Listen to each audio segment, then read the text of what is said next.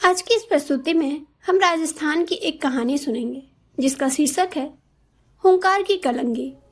हुंकार की कलंगी रानी लक्ष्मी कुमारी चुंडावत द्वारा रचित एक प्रसिद्ध राजस्थानी लोक कथा है जो मेवाड़ के कोसीथल की जागीरदार मां की वीरता को दर्शाती है। जब मराठा आक्रमण के समय बेटा छोटा होने के कारण गाजीर जब्त होने का संकट आया, तब मां ने प्रूस वेश में युद्ध का नेतृत्व किया और मेवाड़ की रक्षा की।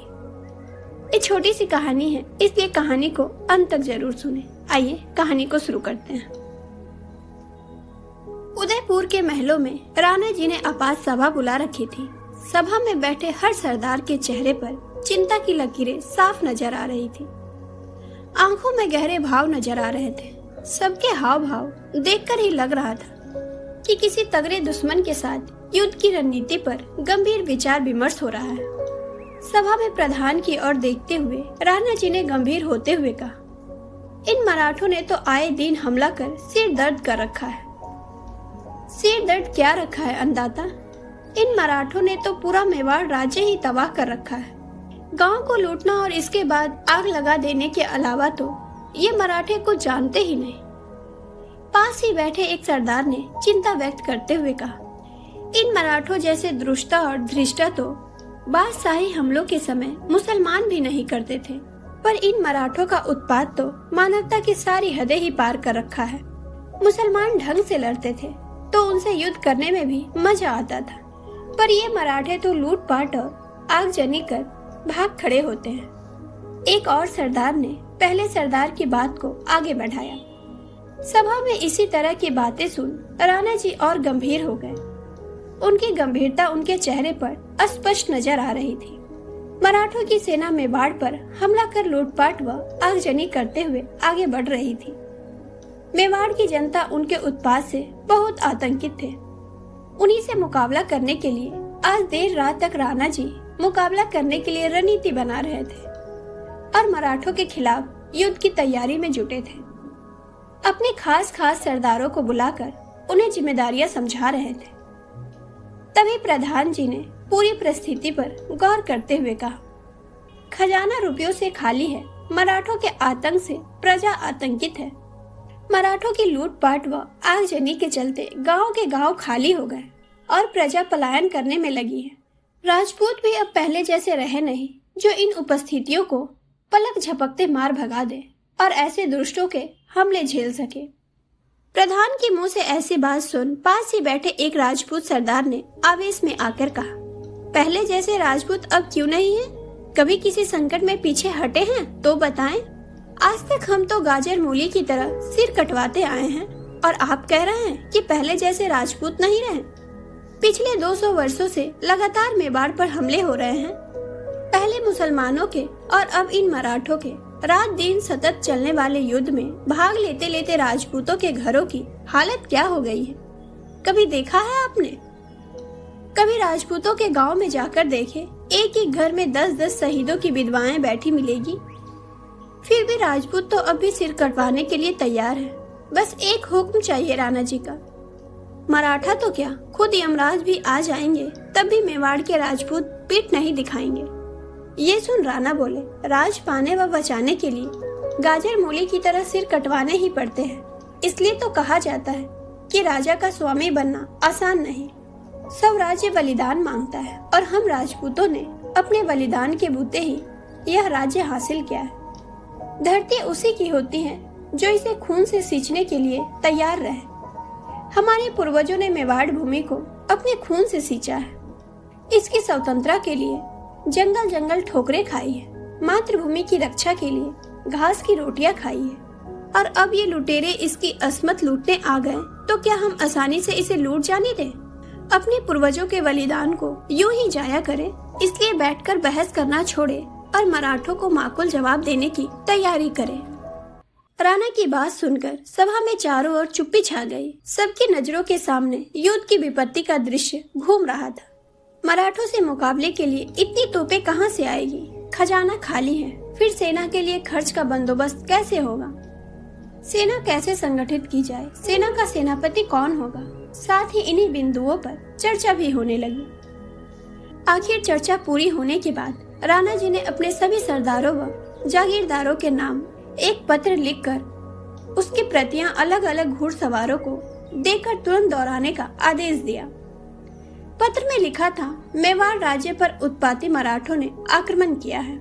इसका मुकाबला करने व उन्हें मार भगाने के लिए सभी सरदार व जागीरदार यह पत्र पहुंचते ही अपने सभी सैनिकों व अस्त्र शस्त्रों के साथ मेवाड़ की फौज में शामिल होने के लिए बिना कोई देरी किए जल्द से जल्द हाजिर हो। पत्र में राणा जी के दस्तखत के पास ही राणा द्वारा लिखा था, जो जागीरदार इस संकट की घड़ी में हाजिर नहीं होगा उसकी जागीर जब्त कर ली जाएगी। इस मामले में किसी भी तरह की कोई रियासत नहीं दी जाएगी और इस हुक्म की तामील न करना देशद्रोह व हरामखोरी माना जाएगा। राणा का एक सवार राणा का पत्र लेकर मेवाड़ की एक जागीर कोसीथल पहुंचा और जागीर के प्रधान के हाथ में पत्र दिया। प्रधान ने पत्र पढ़ा तो उसके चेहरे की हवाइयां उड़ गई। कोसीथल चुंडावत राजपूतों के वश की एक छोटी सी जागीर थी और उस वक्त सबसे बुरी बात यह थी कि उस वक्त उस जागीर का वारिस एक छोटा बच्चा था। कोई 2 वर्ष पहले ही उस जागीर के जागीरदार ठाकुर एक युद्ध में शहीद हो गए थे और उसका छोटा सा इकलौता बेटा उस वक्त जागीर की गद्दी पर था। इसलिए जागीर के प्रधान की हवाइयां उड़ रही थी। राणा जी का बुलावा आया है और गद्दी पर एक बालक है, वो कैसे युद्ध में जाएगा। प्रधान के आगे एक बहुत बड़ा संकट आ गया। सोचने लगा, क्या इन मराठों को भी अभी हमला करना था? कहीं ईश्वर इनकी परीक्षा तो नहीं ले रहा। प्रधान राणा का संदेश लेकर जनाना महल के द्वार पर पहुंचा और दासी की मार्फत माजी साहब जागीरदार बच्चे की विधवा माँ को आपात मुलाकात करने की अर्ज की। दासी के मुंह से प्रधान द्वारा आपात मुलाकात की बात सुनते ही माजी साहब के दिल की धड़कन बढ़ गई। पता नहीं अचानक कोई मुसीबत तो नहीं आ गई।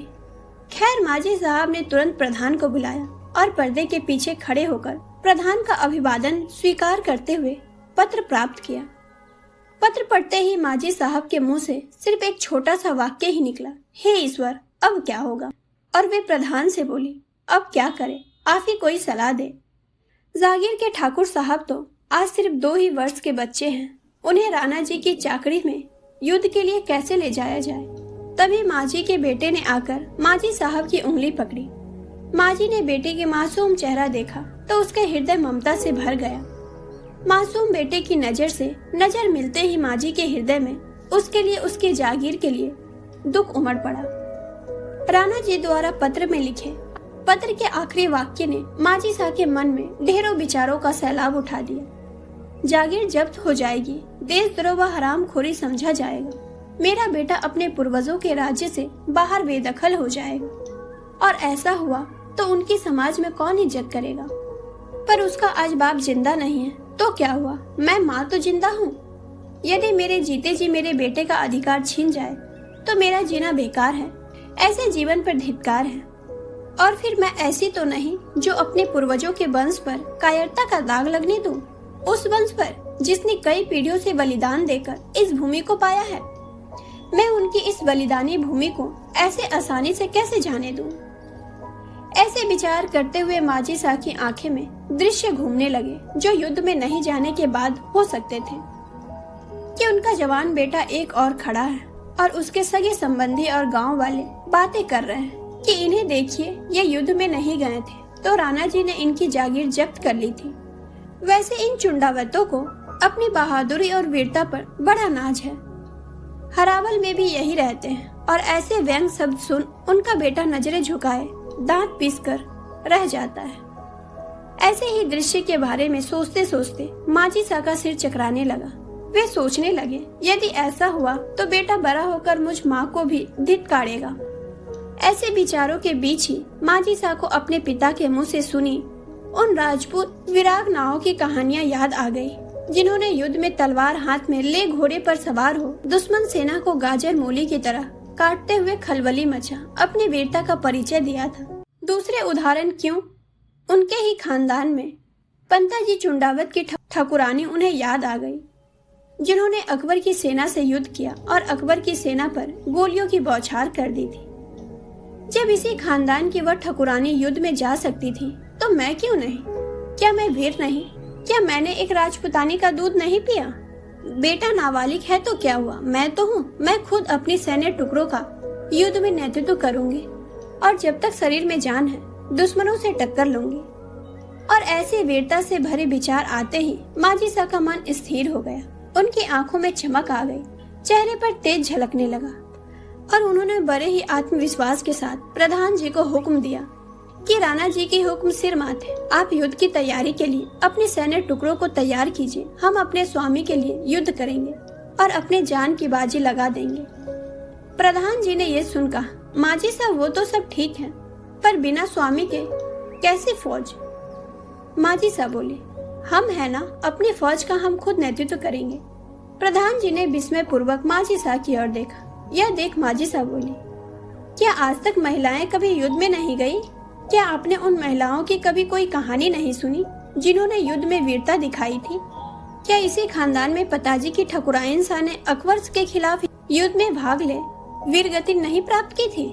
मैं भी उन्हीं खानदान की बहू हूँ, तो मैं उनका अनुसरण करते हुए युद्ध में क्यों नहीं भाग ले सकती? बस फिर क्या था, प्रधान जी ने कोसीथल की सेना को तैयार कर सेना के कूच का नगारा बजा दिया। माजिसा शरीर पर जीरा वख्तर पहने, सिर पर टोप, हाथ में तलवार और गोद में अपने बालक को बिठा घोड़े पर सवार हो युद्ध में कूच के लिए पड़े। कोसीथल की फौज के आगे आगे माजिसा विरह वस्त्र पहने, हाथ में भाला लिए, कमर पर तलवार लटकाए उदयपुर पहुंच हाजिरी लगवाई कि कोसीथल की फौज हाजिर है। अगले दिन मेवाड़ की फौज ने मराठा फौज पर हमला किया। हरावल अग्रिम पंक्ति में चुंडावतों की फौज थी, जिसमें माजिसा की सैन्य टुकड़ी भी थी। चुंडावतों के पाटवी सुलुम्बर के राव जी थे। उन्होंने फौज को हमला करने का आदेश से पहले संबोधित किया, वीर मर्द राजपूतों, मर जाना पर पीठ मत दिखाना। हमारी वीरता के बल पर ही हमारी चुंडावत वंश को हरावत में रहने का अधिकार मिला है, जिसे हमारे पूर्वजों ने सिर कटवाकर कायम रखा है। हरावल में रहने की जिम्मेदारी हर किसी को नहीं मिल सकती, इसलिए आपको पूरी जिम्मेदारी निभानी है। मातृभूमि के लिए मरने वाले अमर हो जाते हैं, अतः मरने से किसी को डरने की कोई जरूरत नहीं। अब खींचो अपने घोड़ों की लगाम और चढ़ा दो मराठा सेना पर। माजिसा ने भी अन्य वीरों की तरह एक हाथ में तलवार उठाई, दूसरे हाथ से घोड़े की लगाम खींच घोड़े को ऐंठ लगा दी। युद्ध शुरू हुआ।